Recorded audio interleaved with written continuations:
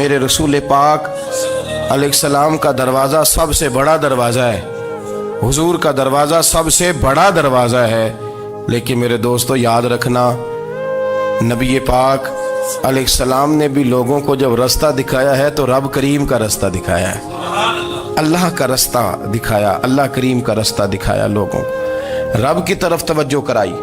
میرے رسول کریم سید عالم صلی اللہ تعالی علیہ وسلم نے لوگوں کی اللہ کی جانب توجہ کرائی اور لوگوں سے یہ کہا کہ وہ اپنے رب کریم کی جانب اپنا ذہن رکھیں، اپنی توجہ اپنے اللہ کی جانب مبذول کریں۔ میری بات کو اچھے طریقے سے سمجھیے گا، علم اللہ تبارک و تعالی عطا کرتا ہے تو اسے اللہ کی عطا ہی سمجھنا چاہیے۔ کچھ لوگوں کے پاس علم ہوتا ہے پر علم نافع نہیں ہوتا، وہ ٹامک ٹونجا مارتے رہتے ہیں ساری زندگی۔ علم کو اللہ کی عطا سمجھیں، اپنی عقل پر اپنے شعور پر زیادہ بھروسہ نہ سمجھیں، نظر اللہ پہ رکھیں۔ حضرت مولا علی شیر خدا کرم اللہ تعالی وجہہ الکریم سے کسی نے پوچھا تھا بڑا عالم کون ہوتا ہے؟ ہمارے ہاں تو اب وہ والے عالم پائے جاتے ہیں نا، اللہ ماشاءاللہ، جو ممبر پہ بیٹھتے ہیں تو دعوے ہی دعوے ہیں، ممبر پہ بیٹھتے ہیں تو دعوے ہی دعوے ہیں، اس طرح کے عالم ہمارے ہاں پائے جاتے ہیں۔ وہ ہر بات میں دعویٰ کرتے ہیں، میں یہ کر دوں گا، میں وہ کر دوں گا۔ یہ مزاج علماء کا نہیں۔ حضرت علی المرتضیٰ سے کسی نے پوچھا بڑا عالم کون ہوتا ہے؟ فرمایا بڑا عالم وہ ہوتا ہے کہ جسے مسئلے کا پتہ نہ ہو تو وہ کہہ دے مجھے نہیں پتا، میں پتہ کر کے بتاؤں گا، غلط بات بیان نہ کرے۔ امام مالک سے کسی نے کوئی مسئلہ پوچھا تو آپ فرمانے لگے مجھے اس سوال کا جواب نہیں آتا، ہمارے بزرگ سمجھاتے کیا ہیں؟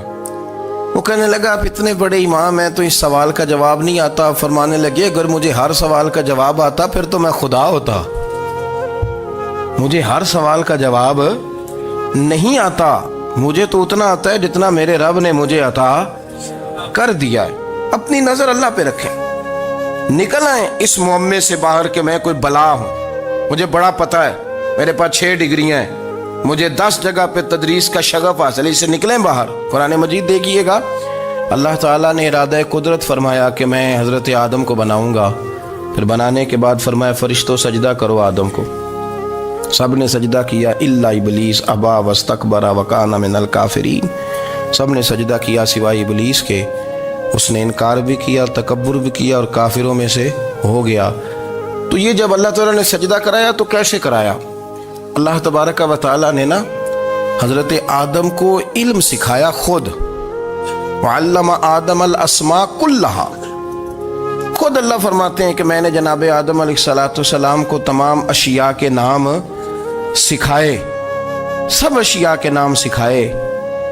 تو وہ چیزیں پھر میں نے نا، اللہ فرماتے ہیں میں نے فرشتوں پہ پیش کی، میں نے کہا کہ بتاؤ ان کے نام کیا ہے، تو فرشتوں نے جو جواب دیا ہے وہ سمجھنے والا ہے۔ اللہ نے چونکہ خود علم سکھایا تھا حضرت آدم کو، جناب آدم سکھایا تھا لیکن فرشتوں کو نہیں سکھایا تھا، تو اللہ کریم نے فرمایا فرشتوں اب یہ بتاؤ ان چیزوں کے نام کیا ہیں؟ تو فرشتے کیا کہتے ہیں؟ فرشتے عرض کرتے ہیں قالوا سبحانک لا علم لنا۔ آپ کبھی یقین کریں اس چیز کی لذت لیں تو مزہ آ جائے۔ کہا قالوا سبحانک، کہنے لگے تو پاک ہے، قالوا سبحانک، کہنے لگے تو بھئی آدم علیہ السلام کو نام سکھا لیے، پھر فرشتوں کے سامنے وہ چیزیں پیش کر کے کہا ان چیزوں کے نام بتاؤ، تو فرشتے کیا کہتے ہیں؟ کہتے ہیں قالوا سبحانک، تو پاک ہے، لا علم لنا، ہمارے پاس کوئی علم نہیں، الا ما علمتنا، ہمیں تو اتنا پتہ ہے جتنا تو نے ہمیں سکھا دیا، ہمیں تو اتنا پتہ ہے جتنا تو نے ہمیں، لا علم لنا، ہمارے پاس کوئی علم نہیں ہے، اتنا ہی پتہ ہے جتنا تو نے ہمیں سکھا دیا ہے، اس سے زیادہ ہمارے پاس علم۔ اور یہ کیوں تو نے ہمیں جتنا سکھایا اتنا پتہ ہے؟ فرشتے یہ نہیں کہتے یا اللہ تو زیادہ سکھا، آدم کو دیا تو ہمیں بھی دے، یہ نہیں فرمایا، فرمایا انک انت العلیم الحکیم، اے اللہ تو علم والا بھی ہے اور حکمت والا بھی ہے، تجھے پتہ ہے کس کو کتنا دینا ہے، جتنا تو نے مناسب سمجھا جناب آدم کو دیا اور جتنا تو نے بہتر سمجھا وہ تو نے ہمیں عطا فرمایا۔ تو اگر آپ کے پاس علم ہے، کہیں نالج ہے، اس کو اللہ کی عطا سمجھے۔ ہمارے ہاں بہت سارے لوگ بن کے بیٹھ جاتے ہیں، میں اکثر کہتا ہوں کہ پھر وہ دعوے کرتے ہیں میرے علاقے والے جاہل ہیں، میرے شہر والے جاہل ہیں، میرے خاندان والے پڑھے نہیں، یہ آپ کا دعویٰ ہے، یہ آپ کو خراب کر دے گا۔ ہم نے بہت سارے ایسے لوگ دیکھے جو بہت بڑے عالم تھے، لیکن اللہ جب لینے پہ آیا تو عقل ہی لے گیا، شعور ہی چلا گیا، حافظے ختم ہو گئے۔ آپ دیکھتے ہیں بڑھاپے میں کچھ لوگ ایسے ہوتے ہیں کہ جن کو یہ بھی یاد نہیں رہتا کہ میرا نام کیا ہے، میں کہاں ہوں، مجھے کدھر جانا ہے۔ تو اس وقت سے اللہ کی پناہ مانگیں اور اپنی نظر اپنے رب کریم کی جانب رکھیں، اللہ کی جانب اپنی نظر کو مبذول رکھیں۔ دوسری بات، علم کے بعد ایک چیز آتی ہے جس کا نام ہے ہدایت، جس کا نام ہے تقویٰ، جس کا نام ہے پرہیزگاری، جس کا نام ہے عمل، عبادت، ریاضت۔ یہ بھی اسی وقت ہی نصیب ہوتی ہے جب میرا رب کریم نصیب فرما دیتا ہے۔ ہم نے نا نیکی کا اپنا اپنا سٹیٹس بنا لیا ہے، اپنا اپنا معیار بنا لیا ہے۔ کچھ لوگ کہتے ہیں کہ جناب مسجد میں سیمٹ کا توڑا دینے سے بہتر ہے کسی غریب کو آٹے کا تھیلا دے دو۔ اب اس نے اپنا مزاج بنا لیا نا نیکی کا، اس نے اپنا سٹیٹس بنا لیا۔ میرا یہ سوال ہے کہ نبی پاک صلی اللہ تعالیٰ علیہ وسلم جب مدینہ شریف آئے تھے تو حضور نے سب سے پہلے غریبوں میں آٹا تقسیم کیا تھا کہ سب سے پہلے مسجد بنائی تھی؟ کیا عجیب لوگوں کا رنگ ہے، اپنی مرضی کی ہدایت، اپنی مرضی کا تقویٰ، اپنی مرضی کا معیار۔ مسجد کوئی بڑا چھوٹا خطیب بھی میری طرح کا ہو نا تو وہ مسجد میں بیٹھ کے جب نبی پاک کی بات کرتا ہے تو کہتا ہے میرے رسول پاک غریبوں کا سہارا بن کے آئے۔ وہ غریبوں کی بات کرتا ہے، مسکینوں کی، لاچاروں کی، کمزوروں کی بات۔ تو مسجد ہی تو وہ ادارہ ہے جہاں سے غریبوں کی بات ہو رہی۔ تو اب لوگوں نے غریب کو اور مسجد کو لڑانا شروع کر دیا، اس کو لڑاؤ کہ مسجد میں پیسے دینے سے بہتر ہے آپ غریب کو آٹے کا تھیلا دے دیں۔ آپ یہ کیوں نہیں کہتے کہ مسجد میں بھی آپ توڑا دیں ایک سیمٹ کا اور ساتھ غریب کو بھی خدمت کریں؟ یہ کیوں نہیں تقویٰ؟ اپنی اپنی مرضی کا مزاج، اپنی اپنی۔ کچھ لوگ کہتے ہیں چھوڑو جی، ساری زندگی انسان نماز پڑھتا رہے اور پھر گالیاں بھی دیتا رہے، بندہ داڑھی بھی رکھ لے اور جھوٹ بولنا بھی نہ چھوڑے۔ تو یہ آپ نے اپنے پاس سے تقوی کا معیار بنایا۔ گالی دینے کا گناہ ہے اور داڑھی رکھنے کا ثواب ہے۔ تو اگر آپ داڑھی رکھے ہوئے ہیں اور آپ کوئی غلطی کر رہے ہیں تو اس سے آپ کی داڑھی کا ثواب ختم، اللہ کرے آپ کو سمجھ آئے میری بات۔ آپ کوئی غلطی کر رہے ہیں، داڑھی کا ثواب اس سے ختم، وہ اپنی جگہ پہ قائم ہے چیز۔ اپنی مرضی کا کیوں تقوی کا معیار بناتے ہیں؟ تقوی کا مزاج اپنی مرضی کا نہ بناؤ۔ اللہ کی بارگاہ سے دعا مانگو کہ یا اللہ ہمیں ہدایت کا نور عطا فرما، اللہ تو ہمیں رستہ دکھا، تو بتا کہ ہدایت کیا ہے۔ تو رب فرماتا ہے اللہ ولی الذین آمنوا، اللہ مومنوں کا مددگار ہے، یخرجہم من الظلمات الی النور، وہ انہیں اندھیروں سے نکالتا ہے اور نور کی طرف روشنی عطا فرماتا ہے۔ اندھیروں سے نور کی طرف اللہ لاتا ہے۔ اللہ ولی، اللہ مومنوں کا ولی ہے، وہ انہیں اندھیروں سے نور کی طرف نکالتا ہے۔ ہدایت ہمیشہ اللہ کی طرف سے سمجھے۔ جب وہ نماز کی توفیق دیتا ہے تو اپنے فضل سے دیتا ہے، جب وہ ذکر کی توفیق دیتا ہے تو اپنے فضل سے۔ ہم سمجھتے ہو جی فلانا نہیں پڑھ رہا بڑا بیوقوف ہے، فلانا نہیں پڑھ رہا، تو تم کیا اپنی عقل کے زور پہ پڑھ رہا ہے؟ میں جی اللہ کے فضل سے 2 سپارے پڑھتا ہوں، تو کس پہ احسان کرتے تو 2 سپارے پڑھ کے رویا کر کہ اگر مالک تو بڑا قریب نہیں۔ بڑے لوگ ہیں جن کو پورا قرآن حفظ ہے پر انہیں پڑھنے کی توفیق نہیں، تو انہیں فضل کیا اور مجھے توفیق دے دی ہے پڑھنے۔ رویا کر، پڑھ کے رویا کر، راتی ساری کر کر زاری، وہ نیند اکھاں تھی توندے تے فجرے اوہی گناہگار کہاون سب تو نیوے ہوندے۔ مہربانی کریں، ڈریں، نیکی کریں تو پھر ڈریں، پھر احساس پیدا کریں، پھر اپنے اندر وہ کمزوری لائیں کہ توبہ توبہ مجھے تو پتہ ہی نہیں، تو جانتا ہی نہیں۔ حضرت سیدنا امام اعظم ابو حنیفہ رحمۃ اللہ تعالی علیہ کے ساتھ ایک شخص کہتا میں نے نماز پڑھی تو عشاء کی نماز تھی۔ یہ جو لوگ بڑے ہوتے ہیں نا، جن کے پیار کرنے والے بڑے ہوتے ہیں، ان کے گرد خوف بھی بڑا ہی ہوتا ہے، انہیں بڑا ڈر لگتا ہے، بڑی بعض اوقات آزمائش ہوتی ہے ان کی۔ عشاء کی نماز کہتے پڑھی تو امام صاحب نے نا عشاء کی نماز میں تلاوت کی آیتیں فَمَن يَعْمَلْ مِثْقَالَ ذَرَّةٍ خَيْرًا يَرَهُ وَمَن يَعْمَلْ مِثْقَالَ ذَرَّةٍ شَرًّا يَرَهُ، فرمایا جو ذرہ برابر خیر کرے گا وہ بھی قیامت میں دیکھے گا، اور جو ذرہ برابر شر کرے گا وہ بھی قیامت میں اس شر کو دیکھے گا اس کے سامنے آئے گا. تو وہ شخص کہتا ہے کہ سارے لوگ نماز پڑھ کے چلے گئے تو امام صاحب رحمۃ اللہ علیہ نے اپنی داڑھی پکڑی رو رہے ہیں. کہتے ہیں وہ ذرہ برابر نیکی کا بدلہ دینے والے، وہ ذرہ برابر شر پہ سزا دینے والے میری سفید داڑھی کو دیکھ. مالک میرے ذرے ذرے سامنے نہ لانا، لوگ تو میری بڑی قدر کرتے ہیں دنیا، میں تو بڑا پہچانا جاتا ہوں، لوگ تو میری راہوں میں پھول لیے کھڑے ہوتے ہیں، مجھے بڑا نوازتے ہیں. قیامت میں رسوا نہ کر دینا، میرے لیے مشکل ہو جائے گی. وہ کہتے ہیں میں نے امام صاحب کا درد دیکھا، مجھے کوئی کام تھا تو میں چلا گیا. میں نے کہا کہ وہ اس وقت اللہ کے حضور حاضر ہیں تو میں دوبارہ آؤں گا. کہتے ہیں میں تہجد کا وقت آیا تو امام صاحب وہیں بیٹھے تھے اور ان کی داڑھی آنسوؤں سے بھری ہوئی تھی اور زور سے داڑھی پکڑی ہوئی. کہنے لگے مالک رسوا نہ کر دینا، قیامت میں رسوا نہ کر دینا. یار جو ہدایت یافتہ لوگ تھے وہ تو ڈرے ہوئے تھے، وہ تو سہمے ہوئے تھے، وہ تو کہتے تھے یہ اس کا فضل نہیں، اس نے بلا لیا، یہ اس کا کرم نہیں. حضرت باعزید بستامی کسی کافر کو دیکھتے تو رو پڑتے، کہتے مالک تو کتنا قریب ہے، یہ بے ایمان رہ گیا، تو نے اپنے فضل سے مجھے اپنے نبی کا غلام بنا لیا. وہ رو پڑتے. یہاں تو لوگوں کا دعویٰ ہی بڑا ہے. نمازی اللہ خیر فرمائے وہ تو دوسروں کو گھورتا ہے، وہ کہتا ہے جنت کا میں مالک ہوں، کنجیاں میرے پاس ہیں، میں کسی اور کو گھسنے نہیں دوں گا. اور اگر 2-3 حج کر لے تو پھر تو وہ کہتا ہے کہ اب میرے سے پوچھ کے لوگ جنت میں جائیں گے معاذ اللہ. اور اگر وہ 2 4 5 7 دفعہ کوئی نفل پڑھ لے تو پھر وہ کہتا ہے چھوڑیں جی سارے لوگ بے عمل ہیں، میں اکیلا نیک ہوں. نہ ایسا کریں، اپنی توجہ اپنے رب پہ رکھیں، اپنی توجہ اپنے معین الملت والدین، عطا رسول، ہند الولی، غریب نواز، خواجہ معین الدین چشتی، حضرت خواجہ اجمیر، شاہ اجمیر، والی ہندوستان.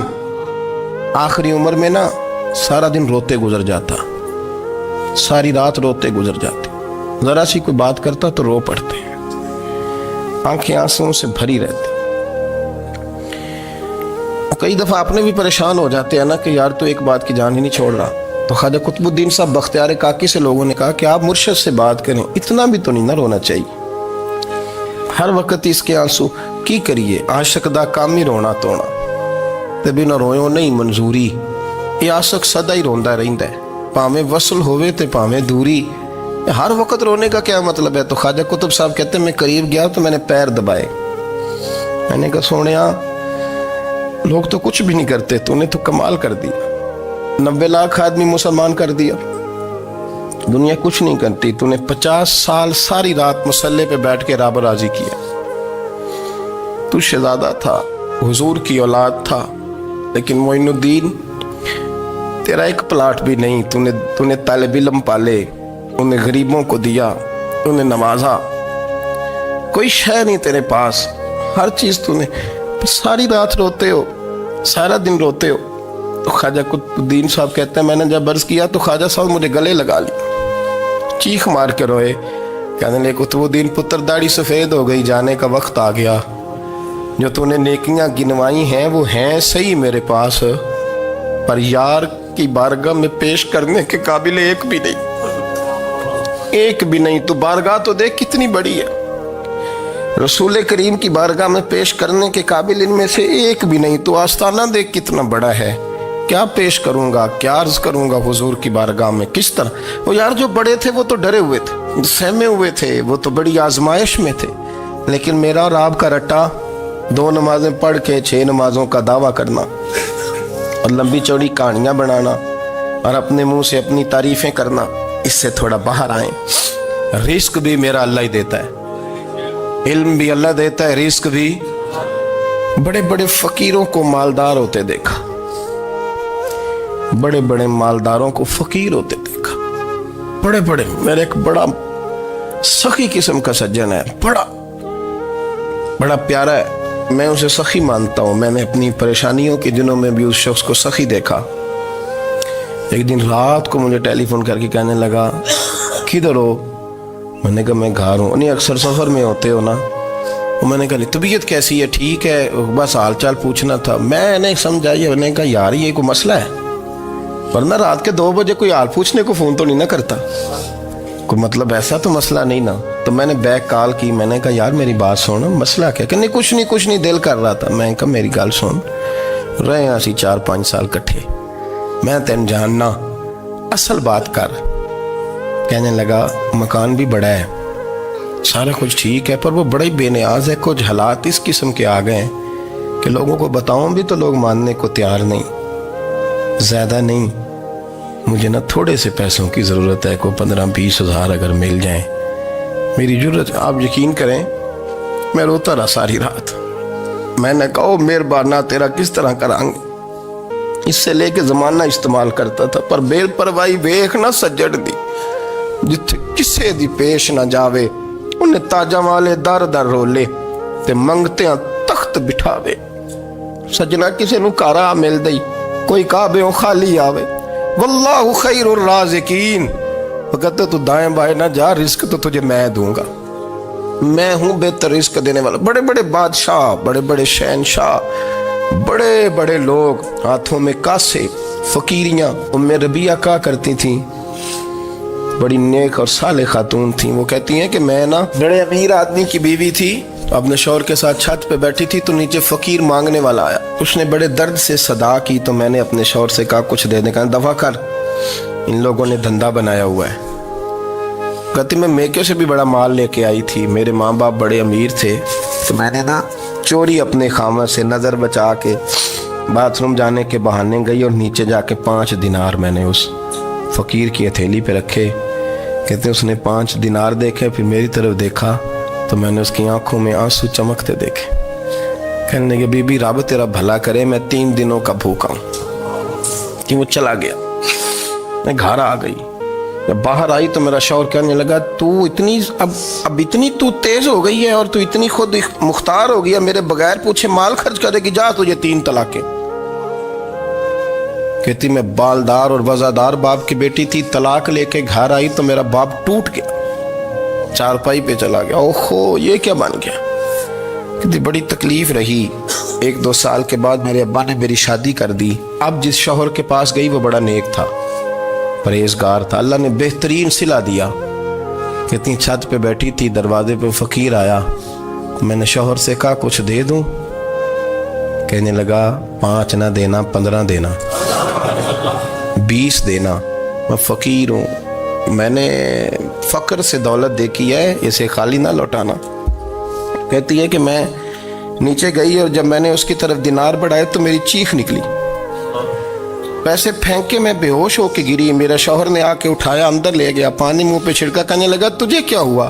कहने लगे ये जो मांगने आया ये मेरा पहला शौहर था, वही था जो कहता था कि तू 5 दिनार दे आइए, जा तुझे 3 तलाकें। पढ़ो ना हदीस पाक, मेरे नबी पाक अलैहिस्सलाम ने फरमाया एक बंदा गंजा था।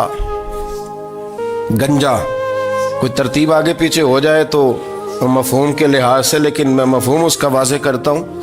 एक गंजा था, कोई शय नहीं थी, सर पे बाल भी नहीं थे, रोया करता था। अल्लाह ताला ने फरिश्ते को भेजा, तुझे क्या चाहिए? तो कहने लगा बाल आ जाए और थोड़ा माल आ जाए। फरिश्ते ने हाथ फेरा तो बाल भी आ गए, तो बकरियां भी आ गईं, लाइनें लग गईं, माल ही माल हो गया। दूसरे के पास गया, वो कोड़ा था,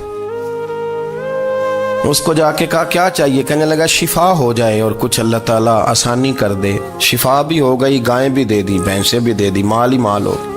फिर एक के पास गया, वो अंधा था, तुझे क्या चाहिए? उसने कहा आंखें मिलने और कुछ साथ अल्लाह माल दे दे। ऊंट ही ऊंट हो गए।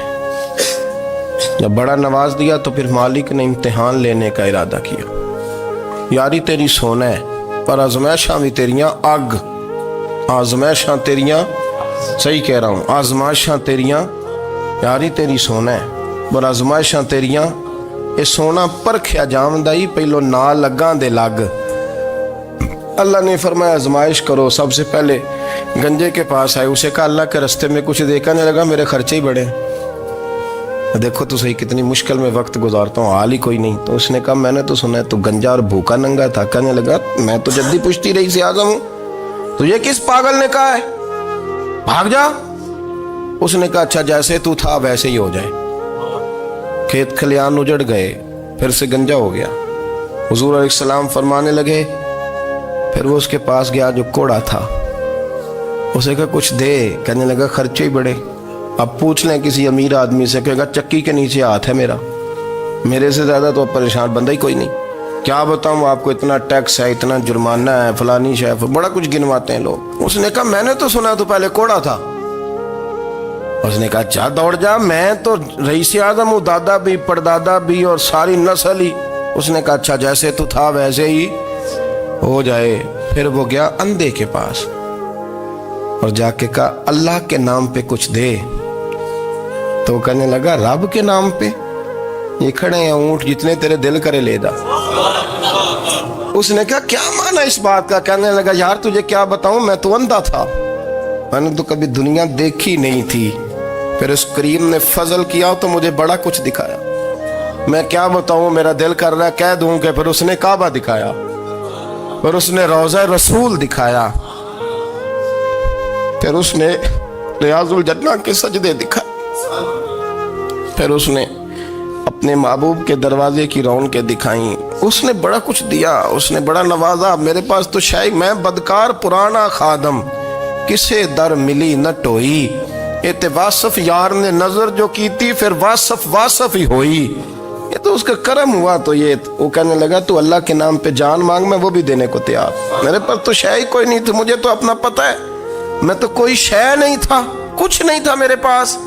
یہ تو ان کا کرم ہے کہ رخ ان کا ادھر ہے، اور مختصر سی میری کہانی ہے، یہ جو بھی ہے ان کی مہربانی ہے۔ تو وہ کہنے لگا میں بھی کچھ لینے نہیں آیا تھا، تیری آزمائش ہی کرنے آیا تھا، تیری عزتیں بھی سلامت رہیں گی، تیرا مال بھی سلامت رہے گا، تیری شفا بھی۔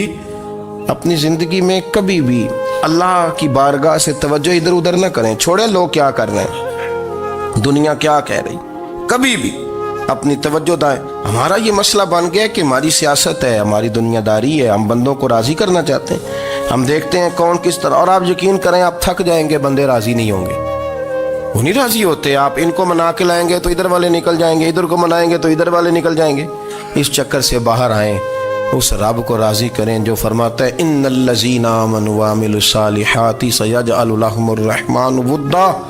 فرمایا تو ایمان لانے کے بعد نیک عمل کر، میں لوگوں کے دلوں میں تیری محبت پیدا کر دوں گا۔ رحمان لوگوں کے دلوں میں محبت ڈال دے گا، اللہ لوگوں کے دلوں میں۔ اپنی نظر ہمیشہ اپنے رب پہ رکھیں، اتنی لمبی چوڑی دنیا داروں سے امیدیں نہ وابستہ کریں۔ میں نے دیکھا ہے لوگ کاسا لیسی کرتے ہیں، کبھی اس کے دروازے پہ کبھی اس کے دروازے پہ۔ ان چکروں سے باہر آئیں اور اپنے رب کی بارگاہ کی طرف توجہ کریں، استغفار شوق سے پڑھا کریں، اور اکیلے میں نہ، اکیلے میں۔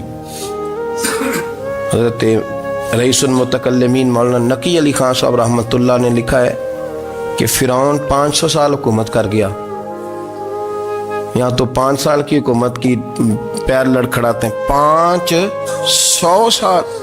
فرماتے اصل وجہ یہ تھی کہ دنیا جب سو جاتی تھی نا تو اوپر چادر لے کے تو مصلے پہ بیٹھ جاتا تھا اور ہاتھ باندھ کے کہتا تھا رب تو ہی ہے، میرا پردہ نہ کھولنا، مالک تو ہی ہے، کرم نوازی کرنا، میری پکڑ نہ کرنا۔ وہ بے ایمان ہو کے اگر 500 سال ہاتھ باندھے تو گزارا کر لیتا ہے، تو ایماندار ہے۔ پر مسئلہ یہ ہے کہ تو رات کو بکل مار کے ہاتھ نہیں نہ باندھتا، تو منت نہیں کرتا، تو استغفار نہیں کرتا۔ توبہ کریں تو بچے رہیں۔ وہ اتنی لمبی حکومت کر گیا چونکہ رات کو کہتا تھا مالک رب تو ہی ہے، لیکن مہربانی فرما، میری پکڑ نہ فرمایا تو اللہ نے تو اس کو مہلت دے دی۔